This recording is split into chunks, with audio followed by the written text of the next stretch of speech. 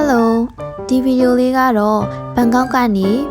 လာအိုနိုင်ငံဗီယန်ကျင်းသွားပြီး Visa Extension သွားတိုးထားတဲ့ဗီဒီယိုလေးပဲဖြစ်ပါတယ်။ဘန်ကောက်ကနေပြီးတော့မှဒီနေဆက်တီပေါ့နော်ရထားစီးသွားရတာဖြစ်တဲ့အတွက်ကြောင့်မို့လို့တော်တော်လေးတော့ပြင်ပန်းပါတယ်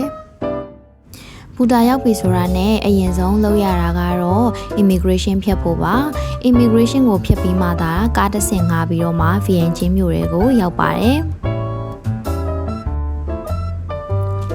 ကဲ immigration ရောက်ပါပြီ။ဗီယန်ကျင်းကိုရောက်တိုင်းအမြဲလို့ဒီဆိုင်လေးမှာသွားစားဖြစ်ပါတယ်။ကိုကြိုက်နှစ်ရာအသားနဲ့မာယူစားသုံးလို့ရတယ်လို့မျိုးပင်လယ်စာလည်းရပါတယ်။သူ့ရဲ့ရတာကအရန်ကိုစားလို့ကောင်းပါတယ်။တပွဲကိုမှလာအိုကစ်9000နီးပါးပဲပေးရတဲ့အတွက်ကြောင့်မို့လို့ဈေးရလည်းရန်ကိုတတ်တာပါတယ်။မနက်စာစားပြီးဆိုတော့ထိုင်းတန်ယုံကိုသွားပါတယ်။ဒါကတော့ထိုင်းတန်ယုံရှိမှတန်းစီပြီးတော့မှစောင့်နေကြတာပါ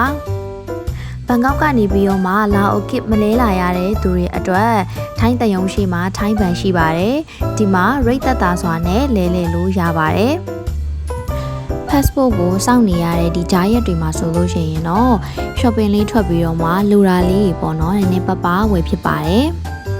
ဒါကတော့ VN ကျင်းနိုင် market ပါဒီမှာဆိုရင်တော့သူတို့အဓိကရောင်းတာကအကင်အထောင်းရယ်ပဲဖြစ်ပါတယ်။လာအို VN ကျင်းဟာဆိုရင်တော့ထူးထူးခြားခြားလေပတ်စရာအများကြီးမရှိတဲ့အတွက်ကြောင့်မို့လို့ဒီ night market လေးကိုပဲပေါ့နော်အဓိကထားပြီးတော့မှလာရောက်လေပတ်ကြပါတယ်။